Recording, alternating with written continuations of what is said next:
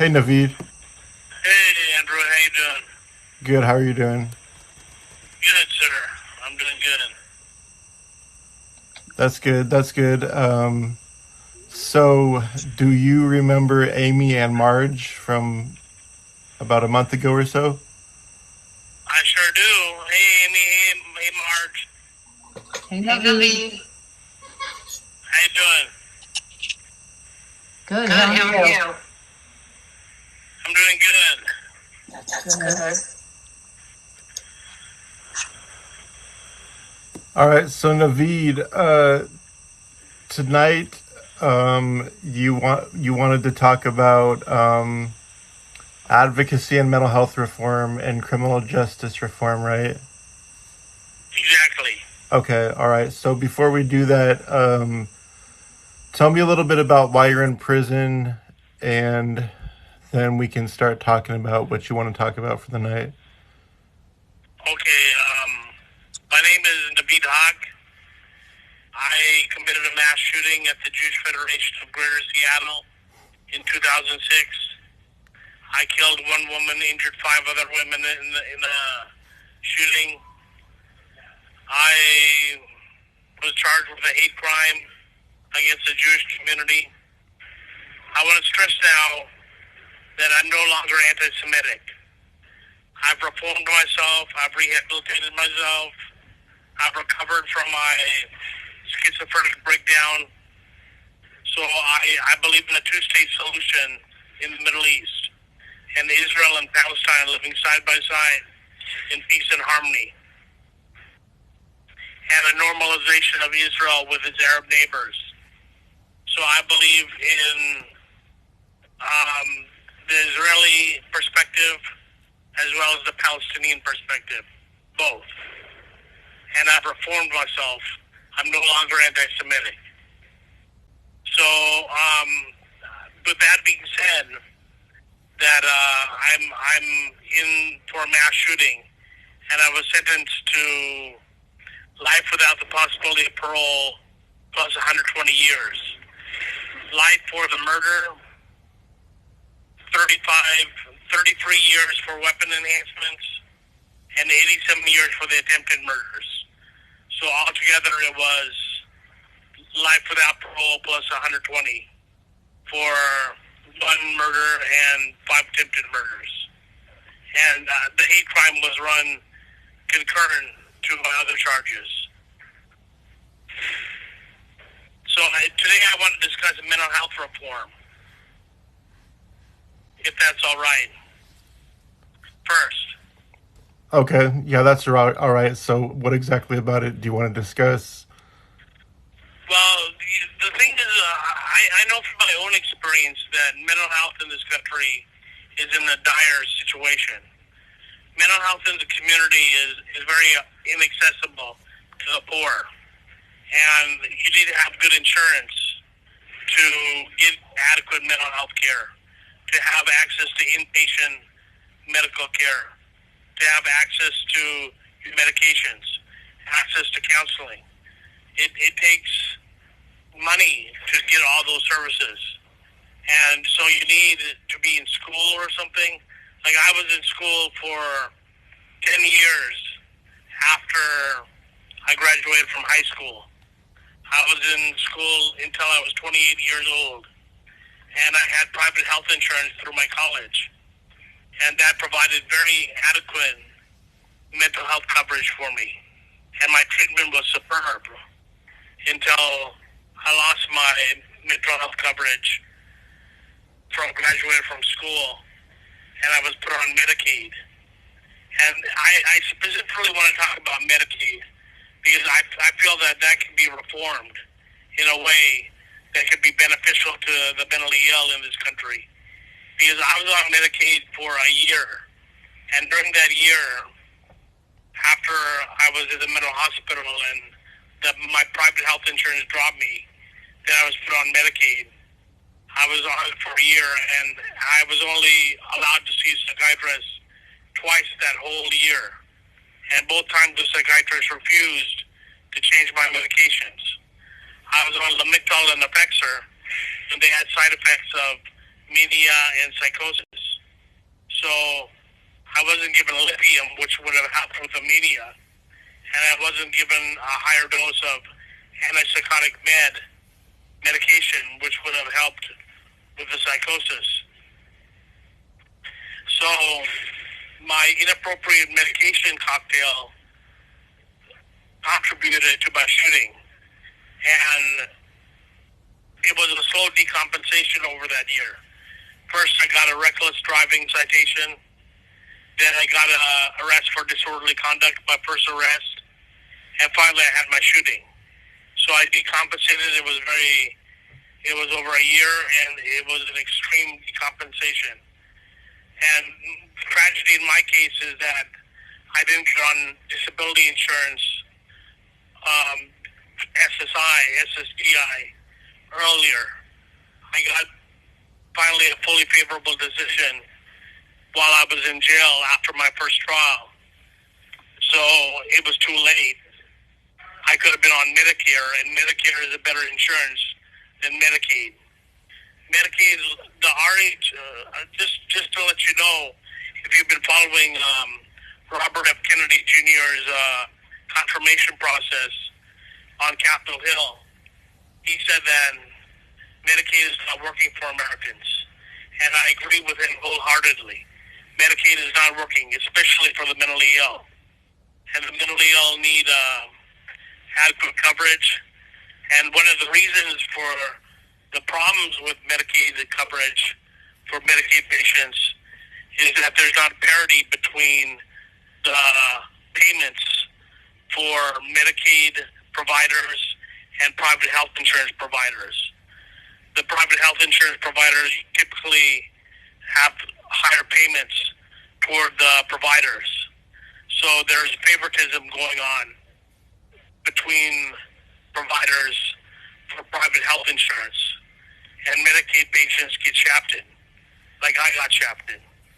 So I just want people to realize that the system is not working, and unfortunately, the way the system is set up in this country, if you are poor and you get on Medicaid, then chances are you're going to end up incarcerated. It's just a sad situation because the Medicaid services that are in this country today are not adequate to provide services for the mentally ill, for the addicted, or the homeless. The poor are usually shafted. So I'm hoping that there can be some reform of the Medicaid system, and they can bring some parity between the Medicaid payments and the private health insurance payments. So if there's more parity, then more providers will accept Medicaid, and then more people will be able to choose adequate providers, and providers won't be showing the favoritism for private health insurance as much as what they did during my time when I was out there in 2005 and 2006. Does that make sense? Yeah, I mean, I suppose so. Yeah. So Naveed, what do you think we can do, not just the system, but as a society, to possibly help prevent like mass shootings like yours, or anti-Semitic crimes, or even just violent crime in general? I think one of the reasons I'm going to talk from a mental health perspective, that I'm a schizophrenic. So a lot of schizophrenics, they don't think anything is wrong with them, so they go off their medication. And when they go off their medication, they become a danger to self or others. So I know in prison, when we go off our medication, we can be placed on involuntary medications, which is mandatory antipsychotics. So we have to take our medication so we don't become a danger to self or others. The same should be done in the community. That's what I think. If someone is a schizophrenic, if someone has psychotic problems, they should be forced to take their medication. and right now under the rules, they're not forced.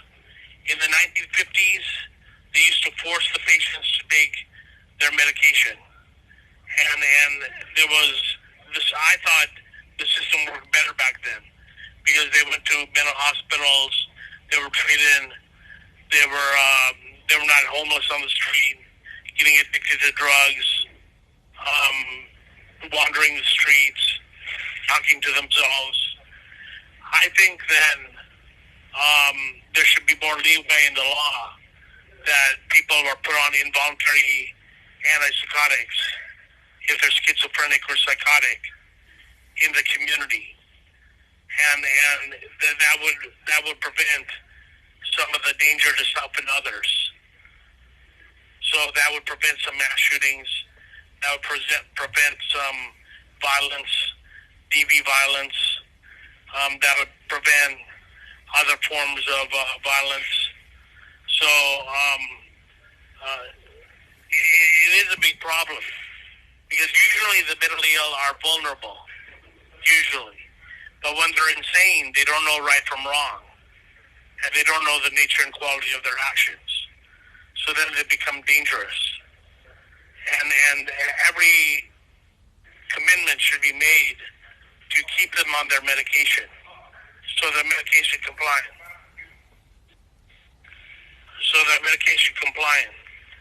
And so then they can.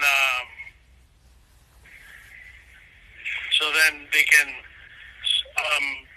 not be a danger to others. Does that make sense?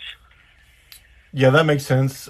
Just a little side question. Somebody asked, "Do you have remorse?" Say that again. I said just a little side question. Somebody had asked, "Do you have remorse?"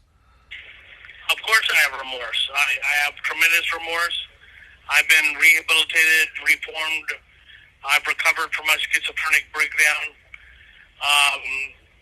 What I did was a heinous act, and it's a shameful act.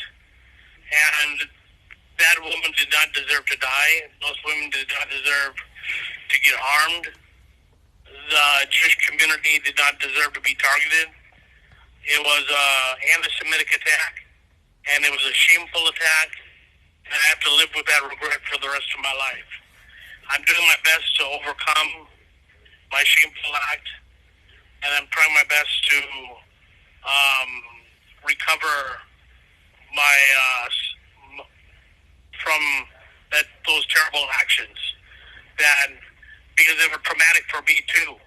I think back to that time when I did the shooting, and it's not good memories. So it is traumatic for me as well.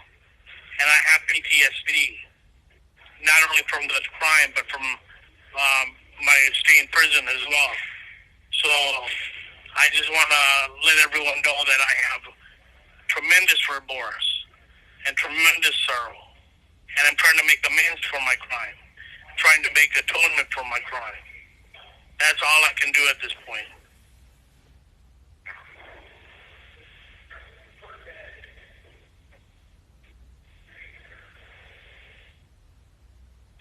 Hello? Yeah, I'm still here. Does anybody have any questions? Amy, do you have any questions? I'm scared to talk. It's going to echo. Oh, it's not echoing for me. That's weird. I don't hear any echoes. If you mute it, won't echo. Is it good? Nope, you're echoing. Am I echoing right now? No, you're not. But you're causing us echo. I don't understand how that works. Yeah.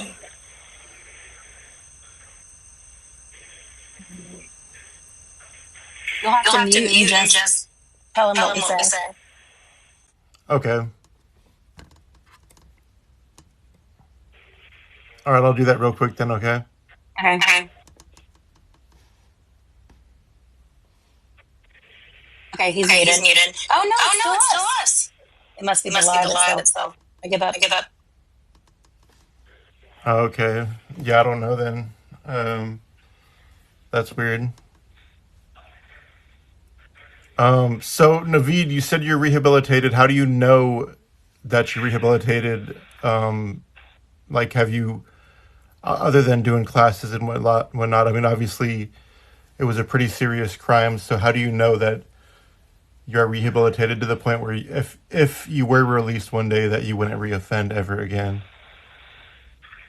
One of the reasons I know is because age. When you get older, you become wiser, and then you don't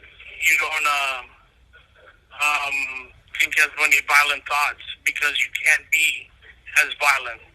When you're younger, you have all that testosterone running around in your body, and you typically, when you're slighted, even small things can turn into big things and can turn into a fight. So I'm older now. I'm wiser. I'm getting to that age. I'm almost 50 years old now. I'm 49. So all that violent thinking that I used to have is gone. I don't think violent thoughts anymore. I try to use my brain instead of my fists to um, deal with problems and deal with conflicts, deal with arguments. I try to deal with people in a nonviolent, communicative manner. So that's this my whole outlook has changed, especially with age. Age slows down just about everyone, and it's if you harness your wisdom as you get older, what you've learned through your life, you learn to deal with problems in a more mature manner. So that's exactly where I'm at right now. I've become mature, more wise. I deal with things in a nonviolent manner. I don't raise my voice at people anymore. I'm very calm, collected. But I'm still not ready to get out just yet. I think give it some years first because it was a serious violent crime, and I want to give the people I harmed some time for my life because I deserve some punishment because it was a heinous crime, and I think a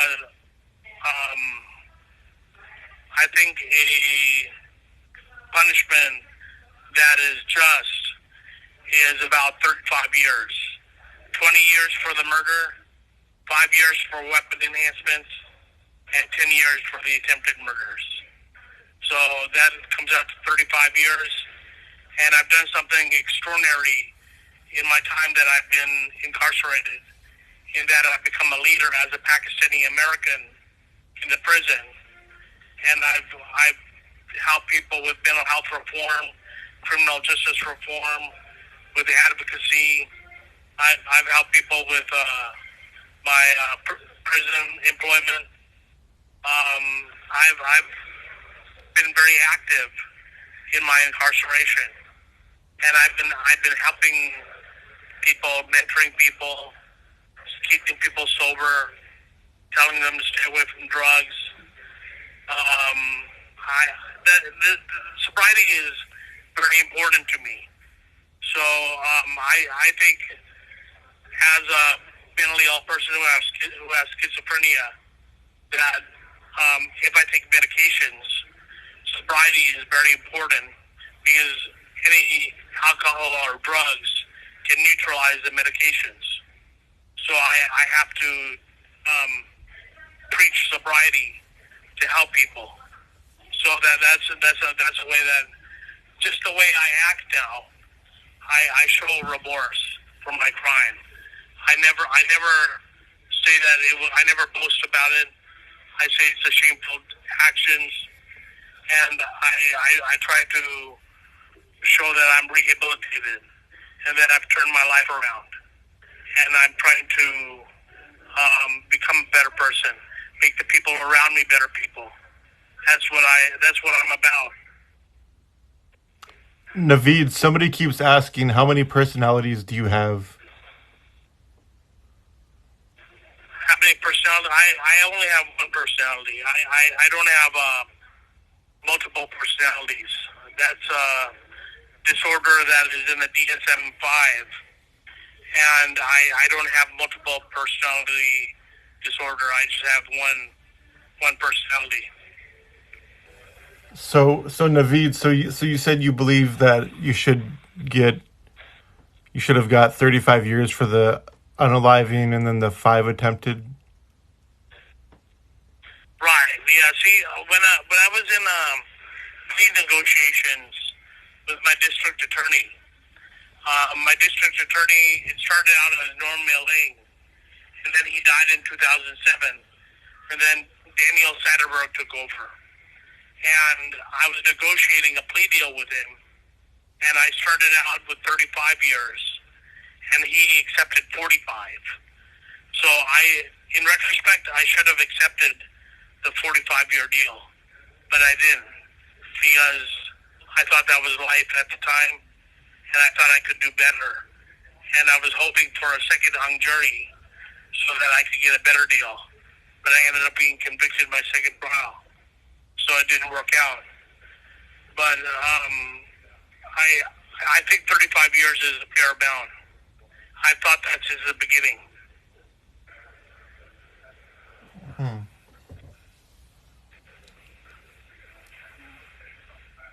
Especially with all the extraordinary things I've done in prison. Being a leader as a Pakistani American and showing Pakistani Americans that they have a place in this society, that they don't have to be relegated to underprivileged status. They can be in the API, Asian Pacific Islanders. They can be in the Muslim group. They have a place in this society. Because that's one thing that a lot of Pakistani Americans have a problem with: identity in America. They don't know where they fit in the country, and I've shown through my example that there is a place in this society for people of my background. We don't have to be underprivileged.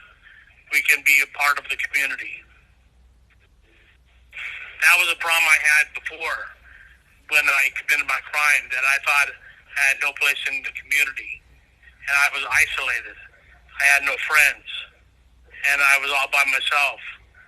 But now I realize, after being in prison and being reformed in prison, I found a place in society, and it's with API and the Muslim group, and I have connections to the community while I'm in prison. So they're all encouraging me to continue my work and create connections with the community so that people don't make the same mistake that I made. Get help. If you have a problem with suicidality, call 988, Suicide Prevention Hotline. If you need to go to a mental hospital, go to the ER and request that you go to the mental hospital. I didn't know how to deal with my problems back then. Now I know how to deal with my problems.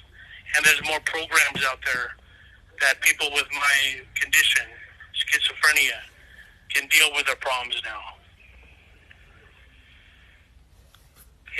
in the community. Naveed, how old were you when this crime took place? I was 30. Okay, 30. Okay.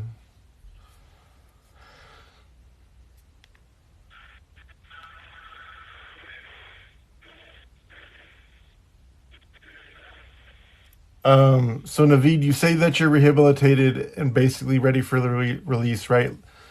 How could society feel safe with you out there? Like, could you be trusted to take medication every single day, 7 days a week for the rest of your life? So nothing like this would ever happen again? I never missed a medication dosage.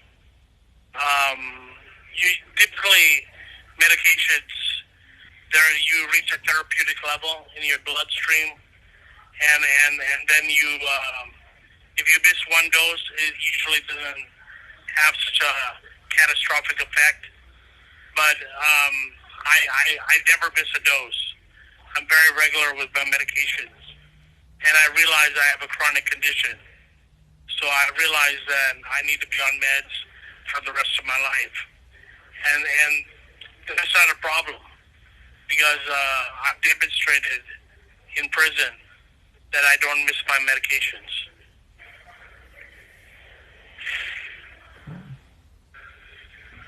And what would you actually go and get help if you felt like harming somebody else or like others? Absolutely. See, that was my downfall the first time around with this crime. That I had a mental health therapist who I didn't trust, and he asked me if I had guns, and I lied to him and I said I didn't have guns. So then I did my shooting the day after I talked to him. I didn't trust him because he wasn't getting me the meds I needed to be stable. So now I know to be totally truthful with my mental health therapist and not to lie and build a rapport with the mental health therapist so that I trust him or her. So that and also to be, I'm going to be on a better insurance when I get out there because I'm going to be on disability. I'm going to be on SSI, SSDI. So I'm going to be on Medicare insurance. So that whole problem with Medicaid, that won't be a problem anymore. So as long as I'm on good insurance, then things are smooth sailing. And even if I get on Medicaid again by some terrible circumstances, then I'll build a good rapport with my mental health therapist, and I'll be totally truthful with him. And if he asks me if I have guns, I won't have guns because now I can't buy them legally. So that I'm only dangerous with a gun, and I can't own a firearm anymore. My rights have been taken away from me. So there is no need to worry about me being violent anymore. I'm only violent with a gun. Even with a knife, I can't stand the sight of blood. So that's not a problem for me. I'm not a violent person. I'm low risk. They classified me as low risk in the prison. So I'm not a violent person. I just have one violent act in my history. So unfortunately, I have to live with that regret. But you can trust me that I'll never commit a violent act again. Somebody asked, can you go to a halfway house when you get out? I'm not sure how that works. Do you know how that works? I won't be going to a halfway house when I get out. I'm probably going to assisted living. You have 1 minute left. Our time is almost up. Do you want me to call back? Yeah. Call back if you can. All right. Okay, bye. All right. So the question was, what type of living situation I would have when I'm out there? Right. Yeah, I would be in a group home or assisted living or a nursing home. So I would be in a controlled environment. So there's no need to worry about me being homeless or being free-reign in an apartment. I'm going to be monitored, and I'm going to have my family help me with housing. So Naveed, it was one life was lost and then 5 others were injured, right? Right. So what would you say to the family members of the victims that that in which you say that you deserve to be out, like, do you think you've served enough time for them to have healed and moved on and forgiven you and all that? Well, I want to say first of all that I'm extremely sorry, and that wasn't the real me that did that day. It was I had medications that contributed to it. I had stresses in my life that contributed to it. I had financial problems. I had isolation problems. There was a whole confluence of events that went into play that caused me to do that day. And I just want to say I'm really sorry. And that I'm classified as low risk in prison because I have an education background. And this whole thing would not have happened if I would have been truthful to my therapist. If I would have just told him that I had guns that day, then this whole thing would not have happened. He would have taken those guns away from me. So it's my fault that I lied to him, and I'm so sorry. I just can't say it enough. I feel like a turd, you know. I have to wrestle with this often every day, and I think about it often. The screaming when I was doing the shootings, the cries for help,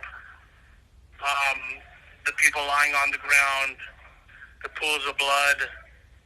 It was traumatic not only for them but for me too. So I just want to say I'm really sorry, and I'm hoping that they can heal enough to accept that I'm going to be out someday, because I don't deserve to be in prison for the rest of my life. I only made one. I've been a good citizen my whole life except for this shooting. 1 murder and 5 attempted murders, and that's a disgraceful thing. But I've been a very good person except for this, and I'm low risk. I have no violent infractions in prison. So I hope the people I harmed can come around and see that I've changed my life. I'm no longer anti-Semitic. I believe in the Jewish cause just as much as the Palestinian cause. So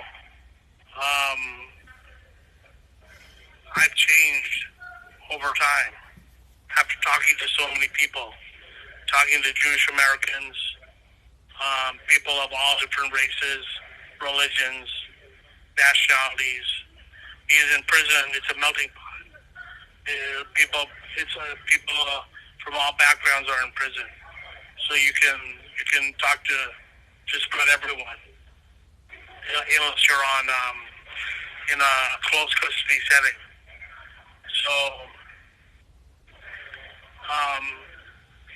I just want to say I'm sorry again, and I hope that they can heal enough to agree that I deserve to have a second chance.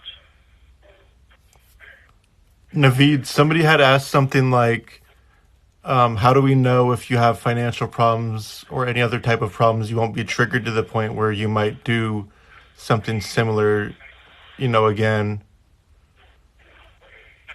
Well, the financial problem was just a small part of it, because I've been poor my whole life, you know. I lived off my parents' money, and I never.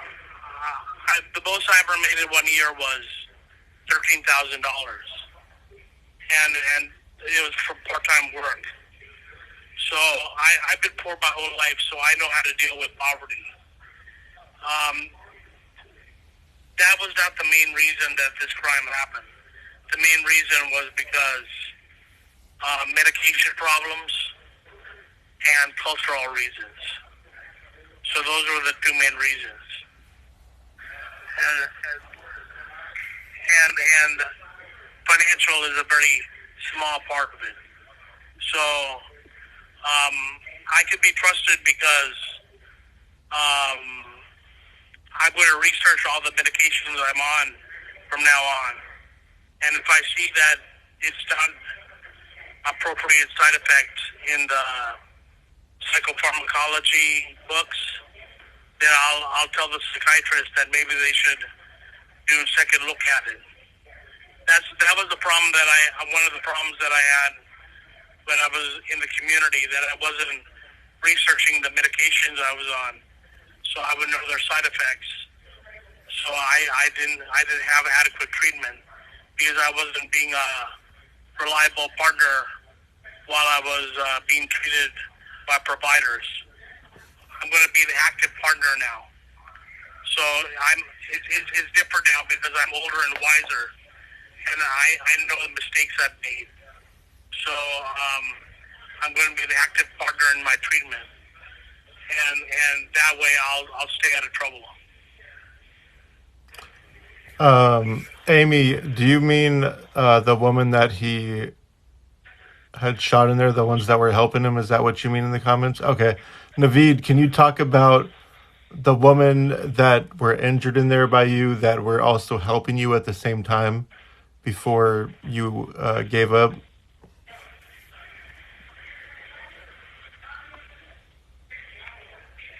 Well, Ms. Klein, bless her heart, I was going to commit suicide in front of her. And I put the gun to my head, and she said, no, don't do that in front of me.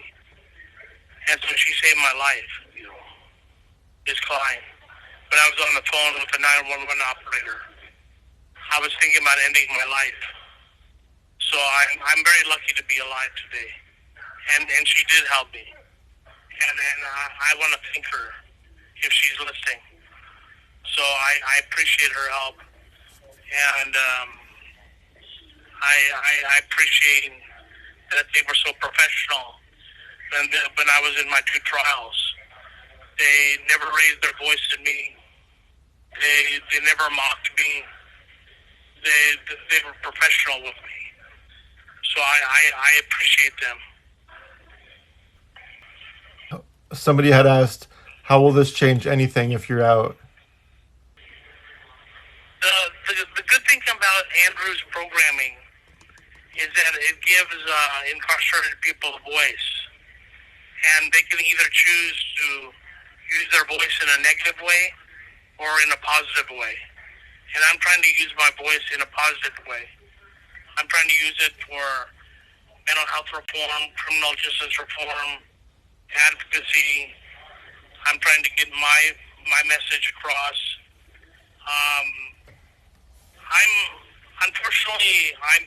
I'm in prison for a heinous crime, and unfortunately I have to live with that regret. But I'm trying to turn a negative into a positive, and I'm trying to make tragedy into triumph. So I'm trying to have a positive voice now, and this platform gives me an opportunity to have a positive voice and to try to affect change in a manner that will benefit society. So in that way, I hope it helps out not only me but society as well. Naveed, somebody's asked this a few times actually in different contexts, but could you forgive somebody if they took the life of your family member? I believe that's what it just said. A few different people have asked that in different ways. If they did enough time in prison, I would forgive them. Because I'm a religious person, and I believe in forgiveness. So I absolutely would forgive them. Somebody asked, have you apologized to the victims' families? During sentencing, I apologized profusely to all the people who were at sentencing, and that was many of the people that I harmed. Unfortunately, in this country, they have something called no contact orders, where the person who did a crime cannot contact the person that was harmed. So that's a decision society has made to put that barrier between the harmed and the victim and the person who is harmed and the person who did the harming. So, unfortunately, because these no contact orders, I can't go back to my victims and directly tell them that I'm sorry after sentencing. But I have written some accountability letters that are in the DOC letter bank, and they can be accessed by my victims, and they describe how sorry I feel for the crime. So that's an indirect way that they can read my mindset a little bit and read about how I feel sorry for my crime. That way it's around, that way the no contact orders are not violated.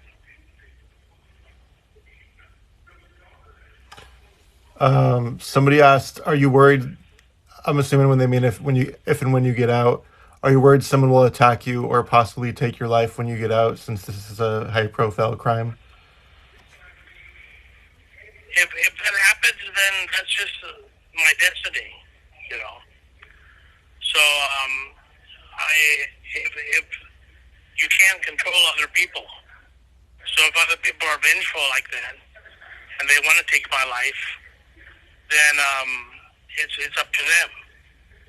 I believe in God. I don't believe that this life is the only life that we're living just because we're some atoms and molecules and that we're just here for no reason. I believe that we're here to worship God and that we're here to give God His glory. So if my life is taken, I hope to go to a better place, and I'm repenting for my crime. I'm repenting for all the major sins that I've done in my life, and I'm trying to go to paradise just like every other religious person is trying to go there. What's your education level? I have 2 bachelor's degrees. I have a biology degree from Rensselaer Polytechnic Institute in 1998, and I have an electrical engineering degree from Washington State University in 2004. And I attempted a doctorate in dental medicine at the University of Pennsylvania from 1996 to 1999. It was a combined program with Rensselaer. And I dropped out after my 3rd year. So I'm an Ivy League dropout. I went to Ivy League school for 3 years. Anybody else Now have any? you're probably gonna ask, how did I pay for all this?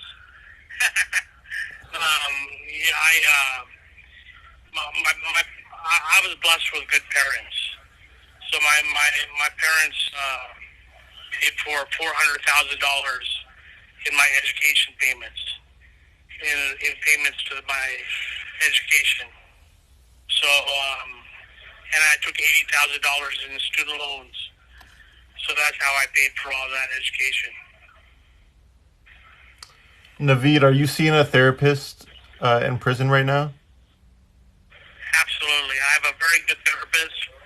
Her name is Ms. Gallagher, and she's very insightful, and she's helped me come to terms with my crime. I'm doing individual therapy. She's been very helpful, and she's also diagnosed me as mildly autistic. So not major, but minor like Elon Musk or the rapper Eminem. So that's part of the reason why I didn't understand social cues very well growing up, and I've become much better with age as I've learned. And Mrs. Gallagher says that I'm high functioning, and I can hide it pretty well. So I'm pretty good at being in normal settings and performing well. Amy, what was the question you said? I can't really see because my screen's like kind of cracked. What issues are you medicated for? Are they still active? Yeah, I'm medicated for, my diagnosis is schizoaffective bipolar type. So I have a mood component and I have a psychosis component, psychotic component. I hear voices, I have delusions, I have hallucinations. Sometimes I'm paranoid. So I have to deal with those type of problems, psychoses and voices.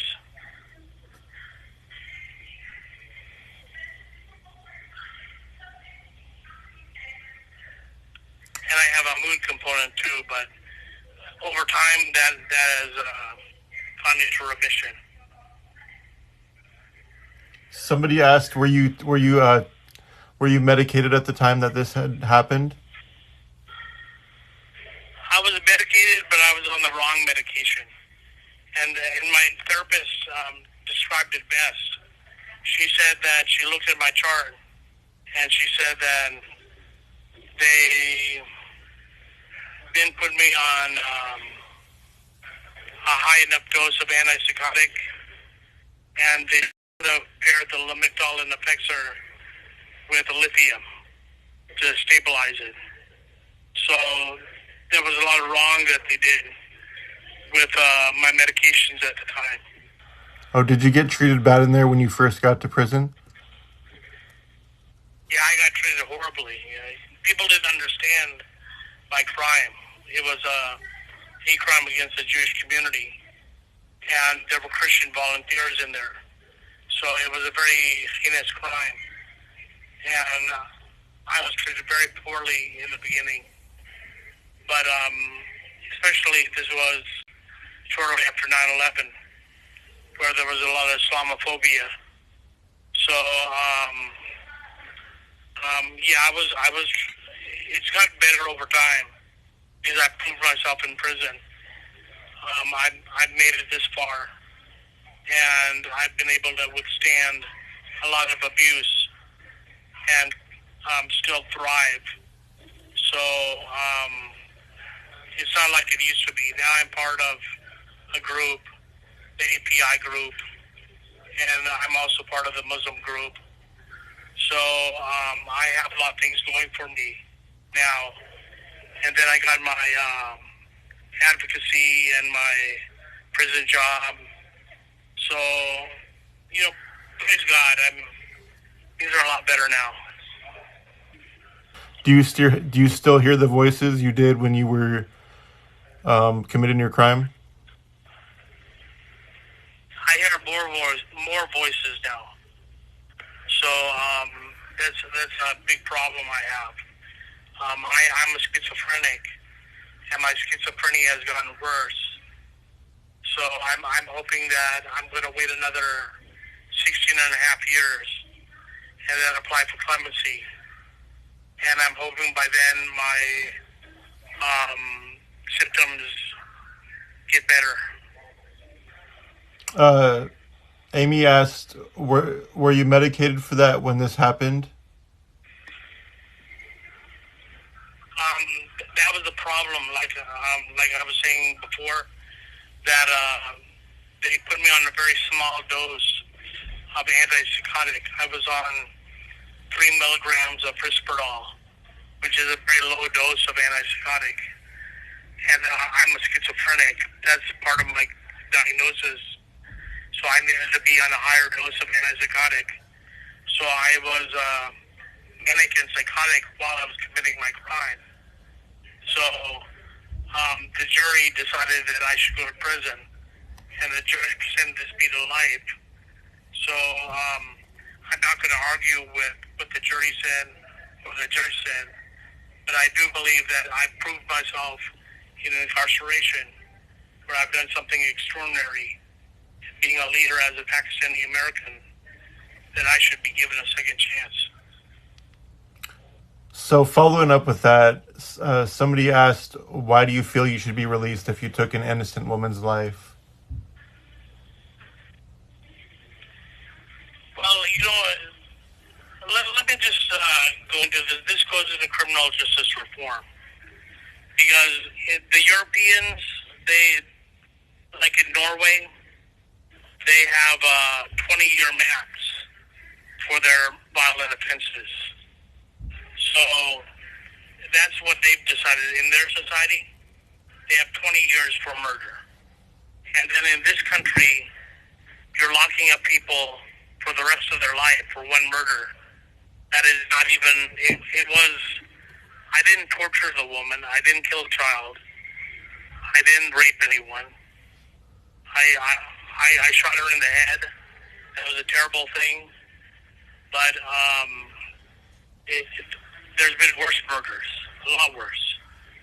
So I believe that I deserve a second chance because other countries give second chances. And this country also gives second chances. The pendulum has swung toward the inmate. So people are getting more action now to get second chances. And since other people are getting second chances, I believe I deserve a second chance too. Because I put in my work in prison. I've turned my life around. And I've done everything I could to show that I'm sorry for my crime. I even I got my stimulus check, and I sent $1,200 to my restitution payment, a voluntary payment.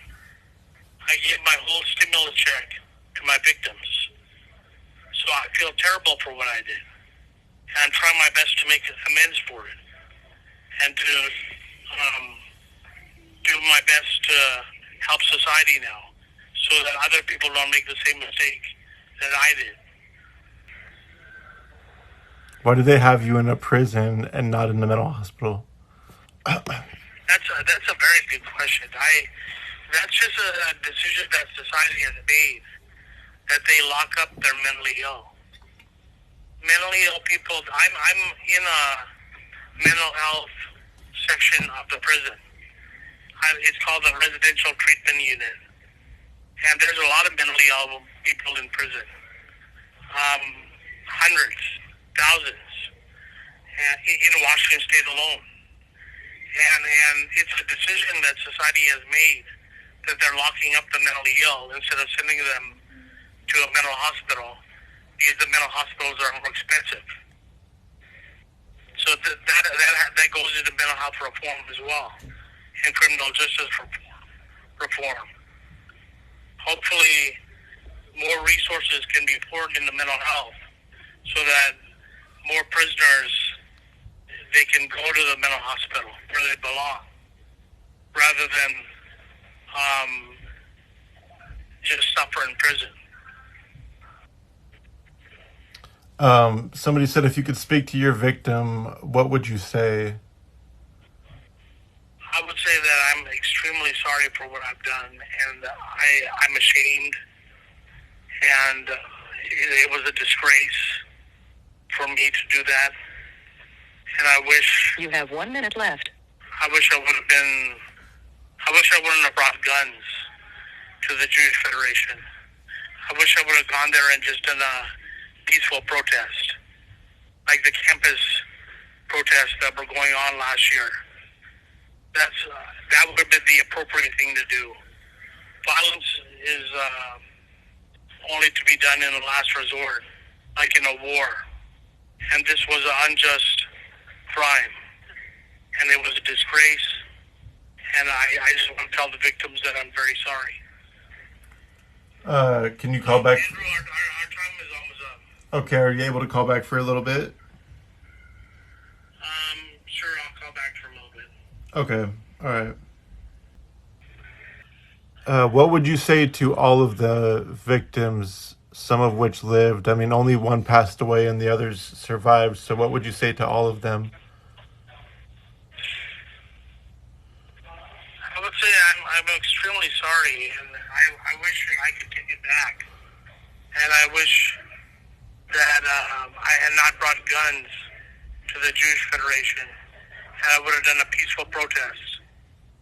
The thing that I would be truthful and tell them that the thing that set me off was when I saw that they were having a walk for Israel, and I was against Israel at the time, and I was anti-Semitic, but I'm no longer anti-Semitic anymore. I've met Jewish prisoners, Jewish teachers in prison, and they've interacted with me and told me about their lifestyle, told me about their religion. And I've studied Judaism a little bit too. I wanted to understand it. So I'm no longer anti-Semitic. I'm no longer anti-Israel. I believe in a two-state solution. And Israel and Palestine living together side by side. So that's what I would tell them. That now I believe in the same thing that they believe I believe. I think the Jewish Federation wants a two-state solution. That's from my understanding. So that's what I hope they believe. Even if they don't, even if they want a one-state solution, it's okay with me. I would just do what I should have done is done a peaceful protest, just like the campus protest. That's the appropriate response. Bringing guns, that was an inappropriate response, and unjust, and a disgrace. So I just want to say I'm extremely sorry for my actions, and I want them to know that I'm trying my best to bring some societal good now with positive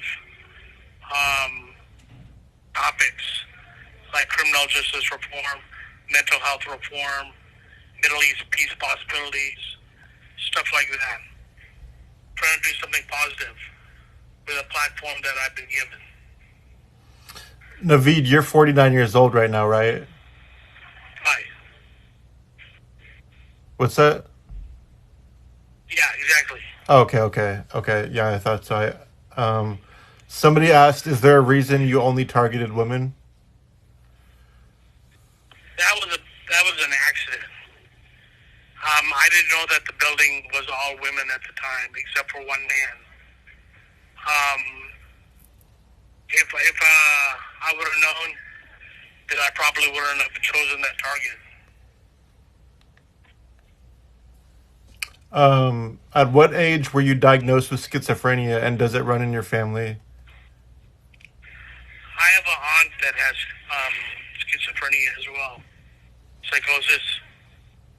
So it runs in my family. I was diagnosed with schizoaffective at age 21. So that's a mood component as well as a psychotic component. So I have both bipolar disorder and schizophrenia. I have both.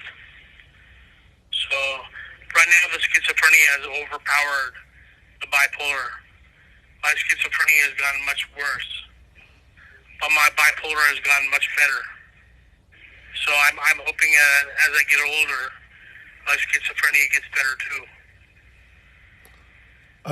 Somebody asked, would you leave America or would you stay if you got out? I have a lot of friends in this country. I would not leave America. I love this country, and if someone targets me when I'm out there, that's life. It's I have to accept the risk. So I love this country. I love America, and I want to stay in this country. Naveed, what turned you anti-Semitic? Was it your upbringing, or what was it? It was culture. It was religion. It was looking at those two things in a Salafi manner. Salafi is a literalist interpretation of the Quran. So I used to be kind of an extremist. So that's what turned me anti-Semitic.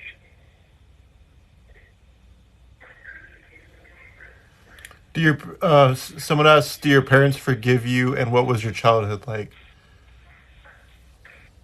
I had a very good childhood, except for the racism that I encountered. But my parents have forgiven me. It took them a little while, but they knew that I was mentally ill, and the mental illness is what destroyed me, not hate. Hate was just a small component of it. This is a mental health crime. This crime is predominantly because of mental health. Almost the whole reason is that behind mental health. That's why I pled not guilty by reason of insanity. I had a mental health defense. And I almost failed on my first trial. It was, they pulled the jury and it was 6 guilty, 6 not guilty. So I almost prevailed. It was an educated jury, so they understood my defense, that it was the medications that contributed to the crime. But now that's in the past, so I have to think of the future now. So I have to think about using this platform for positive reasons, giving a positive message. Naveed, let me find that again. Sorry. Did you experience any type of trauma that led to your mental break, leading to schizophrenia? The only thing I can think of is the isolation. I was extremely isolated when I was growing up. So that may have contributed to my schizophrenia being worse.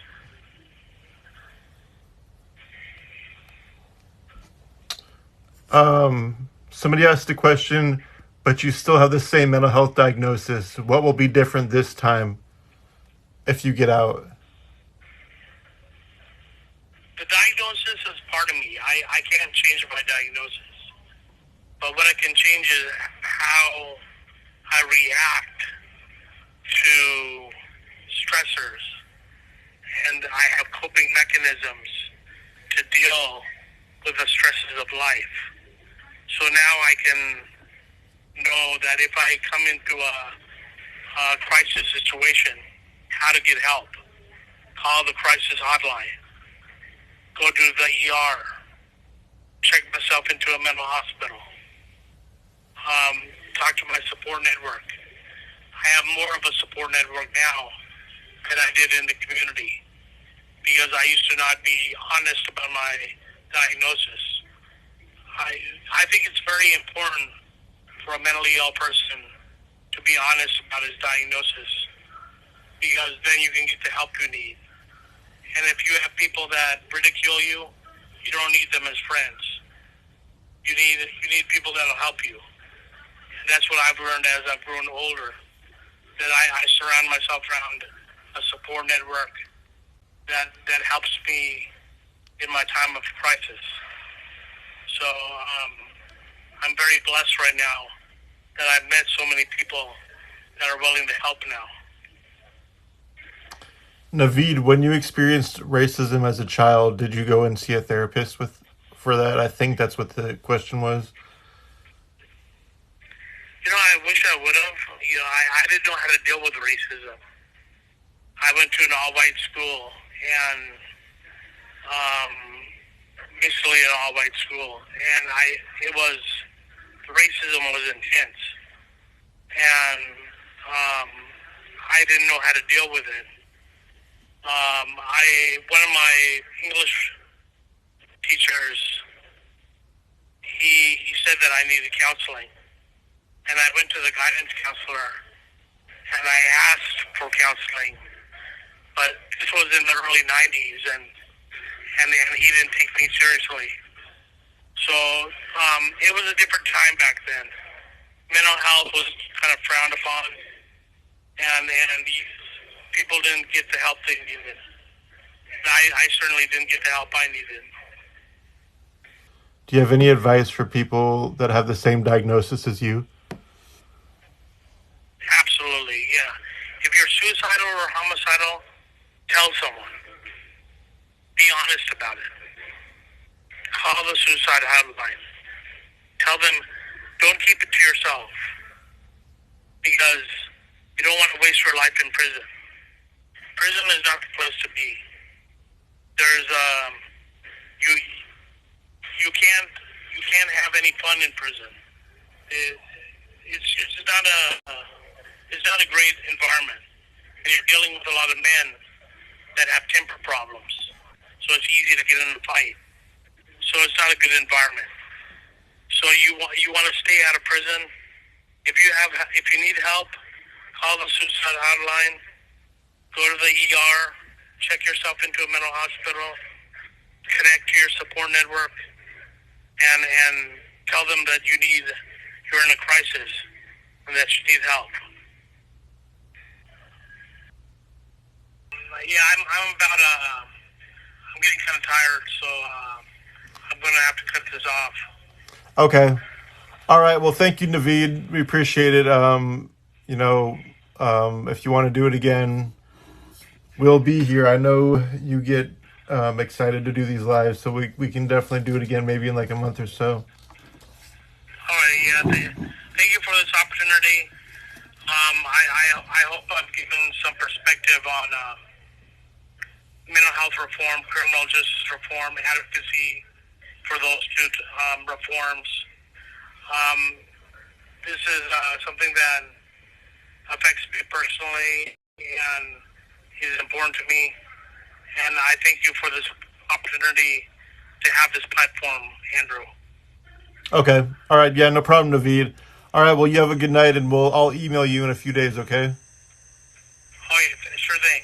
Okay. All right. Bye. Bye, Naveed. Bye.